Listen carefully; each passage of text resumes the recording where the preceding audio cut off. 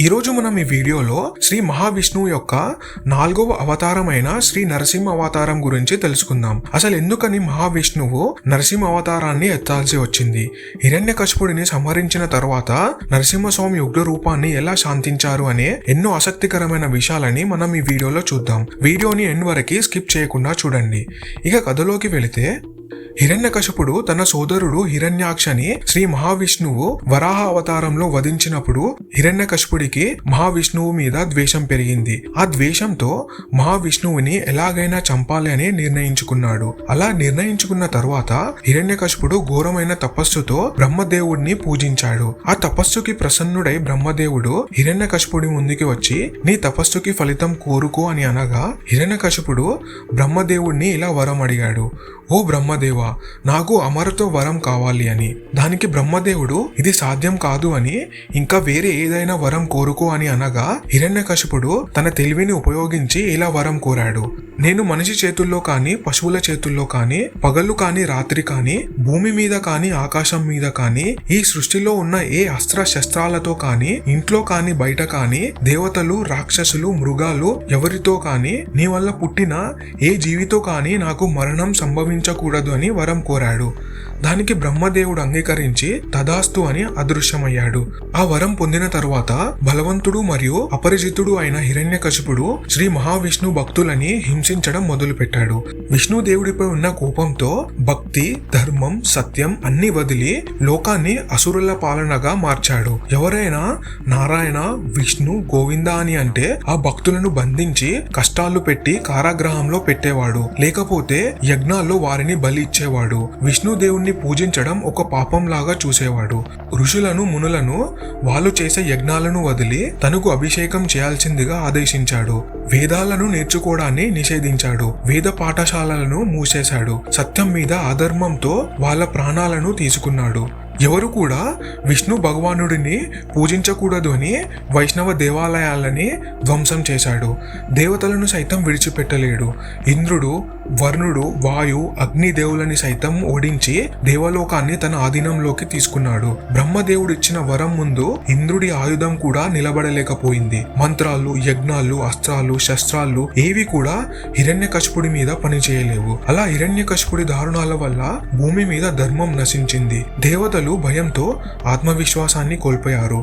యజ్ఞాలు, జపాలు ఆగిపోయాయి. దేవతలు మనుషులనే కాకుండా తన కుమారుడు అయిన ప్రహ్లాదుడిని కూడా హిరణ్యకశిపుడు ఘోరంగా శిక్షించాడు. ప్రహ్లాదుడు ఒక విష్ణు భక్తుడు అనే ఒకే ఒక కారణంతో చిన్న పిల్లవాడు అని కూడా చూడకుండా తనని ఎంతో హింసించాడు. తన నోట విష్ణు నామం రావద్దు అని చాలా ఘోరమైన శిక్షలు విధించాడు. అయితే మనం ఇక్కడ ఒకటి గమనించాలి, హిరణ్యకశిపుడి లాంటి అసురుడి కుమారుడు విష్ణు భక్తుడు ఎలా అయ్యాడు అని. ఇది అర్థం చేసుకోవాలి అంటే మనం ఒకసారి హిరణ్యకశిపుడు బ్రహ్మదేవుడి వరం కోసం తపస్సు చేసే సమయానికి వెళ్ళాలి. తాను ఆ తపస్సు చేసే సమయంలో ఇంద్రుడు తన సైన్యంతో అసురుల మీద దాడి చేశాడు. ఆ యుద్ధంలో దాదాపు అందరు అసురులు మరణించగా ఇంకా మిగిలిన వాళ్ళు పారిపోయారు. అప్పుడే హిరణ్యకశిపుడి భార్య కాయాదు గర్భవతి ప్రహ్లాదుడిని తన కడుపులో మోస్తుంది. అయితే ఇంద్రుడు ఈ అసురు వంశంలో పుట్టబోయే పిల్లలు కూడా రాక్షసులలాగా ధర్మాన్ని నాశనం చేస్తారని భావించి ఈ గర్భాన్ని నాశనం చేయడం ఉత్తమం అని భావించాడు. అంతలోనే నారదముని ప్రత్యక్షమై, ఇంద్ర, ఇది ధర్మానికి విరుద్ధం. ఈ స్త్రీది ఏం తప్పు లేదు. ఆమెని బంధించడం అధర్మం. ఆమె గర్భంలో ఉన్నవాడు పరమ భక్తుడు మరియు విష్ణు ప్రేమి. ఈ బాలుడు లోక కళ్యాణం కోసం పుట్టబోతున్నాడు అని చెప్పి నారదముని కాయాదుని తన ఆశ్రమానికి తీసుకెళ్లి తన రక్షణలో పెట్టాడు.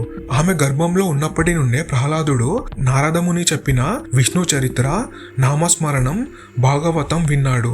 అలా గర్భంలోనే నారదముని యొక్క దివ్య జ్ఞాన ఉపదేశాల వల్ల ప్రభావితుడయ్యాడు. పుట్టిన తర్వాత కూడా ప్రహ్లాదుడు విష్ణునామం మరవలేదు. ప్రహ్లాదుడు విష్ణువుని గొప్పగా పూజిస్తున్న విషయం తెలిసి హిరణ్యకశిపుడు కోపంతో రగిలిపోయాడు. విష్ణువుని తన శత్రువుగా చూసిన హిరణ్యకశిపుడు తన కుమారుడు విష్ణువుని పూజించడం చూసి తట్టుకోలేకపోయాడు. వెంటనే ప్రహ్లాదుడిని పిలిచి పిలిచి, నేనే ఈ జగత్కి అధిపతి, నువ్వు నన్ను పూజించాలి కానీ ఆ విష్ణువుని ఎలా పూజిస్తావు అని అన్నాడు. ఇప్పటికైనా మించిపోయింది ఏం లేదు, నన్ను పూజించు అని హిరణ్యకశిపుడు అనగా దానికి ప్రహ్లాదుడు అంగీకరించలేదు.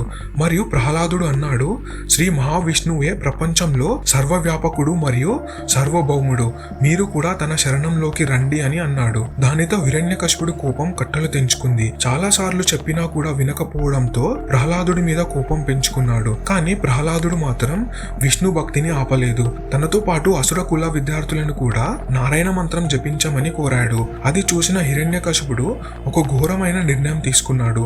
మొదట ప్రహ్లాదుడిని ఒక బలమైన ఏనుగుతో తొక్కించమని ఆదేశించాడు. కానీ ఆ ఏనుగు మాత్రం ప్రహ్లాదుడిలో ఉన్న శ్రీ మహావిష్ణువుని చూసి దగ్గరికి వచ్చి వందనం చేసి శాంతంగా ఉండిపోయింది.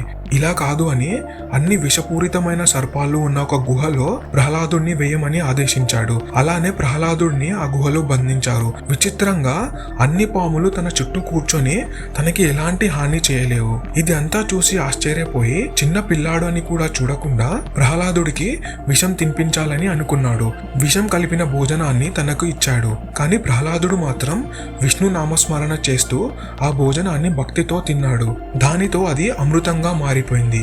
ఇంకా లాభం లేదు అని ప్రహ్లాదుడిని ఒక పెద్ద కొండపైకి తీసుకెళ్లి తోసేయమని ఆదేశించాడు. అలానే తనని కొండపై నుంచి కిందకి తోసేశారు. కానీ ప్రహ్లాదుడు మాత్రం కింద పడలేడు. శ్రీ మహావిష్ణు కృపతో సురక్షితంగా తిరిగి వచ్చాడు. ఎంత చేసినా చావడం లేదు అని హిరణ్యకశిపుడి సోదరి హోలిక సహాయంతో ప్రహ్లాదుడిని అగ్నిలో ప్రవేశింపజేశాడు. హోలికకి అగ్నిలో కాలకుండా ఉండే వరం ఉంది. కానీ ఎప్పుడైతే హోలిక ప్రహ్లాదుడిని తీసుకుని అగ్నిలో కూర్చుందో అప్పుడే హోలిక అగ్నికి ఆహుతైపోయింది. కానీ ప్రహ్లాదుడిని మాత్రం అగ్ని ఏం చేయలేకపోయింది. ఈ ఘటననే మనం హోలీ పండుగగా జరుపుకుంటాం. ఇక హిరణ్యకశిపుడు ప్రహ్లాదుడిని ఇలా అడిగాడు, ఎన్ని ప్రయత్నాలు చేసినా నువ్వు ఎందుకని చావడం లేదు అని.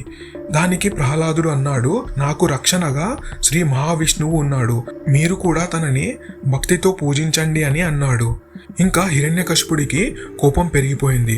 దానితో నువ్వు పూజించే విష్ణువుని నీ కళ్ళ ముందే నాశనం చేస్తా అని శపథం చేశాడు. నీ విష్ణు ఎక్కడున్నాడు చెప్పు, నా కళ్ళ ముందుకి రమ్మను, నా చేతులతోనే నాశనం చేస్తా, పిలువు రమ్మని అని గట్టిగా అన్నాడు. ఈ స్తంభంలో దాక్కున్నాడా అని తన గదతో ఆ స్తంభాన్ని బద్దలుగొట్టడం ప్రారంభించాడు. తన చావుని తానే ఆహ్వానించుకున్నాడు. అంతలోనే ఆ స్తంభం పగిలింది. అన్ని దిక్కుల నుంచి ఓ గర్జన వినిపించింది. భయంకరమైన శబ్దం అది. ఆ స్తంభాన్ని చీల్చుకుంటూ అర్ధనరుడు అర్ధ సింహ రూపంతో నరసింహస్వామి అవతరించాడు.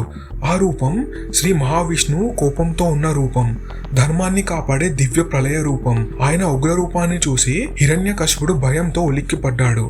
అయితే బ్రహ్మదేవుడు హిరణ్యకశిపుడికి ఇచ్చిన వరం ప్రకారం నరసింహస్వామి తనని సంహరించడం జరిగింది. అది ఎలా అంటే మనిషి కాదు, అలా అని మృగం కూడా కాదు, సింహ రూపంలో నరసింహ అవతారం తీసుకున్నాడు.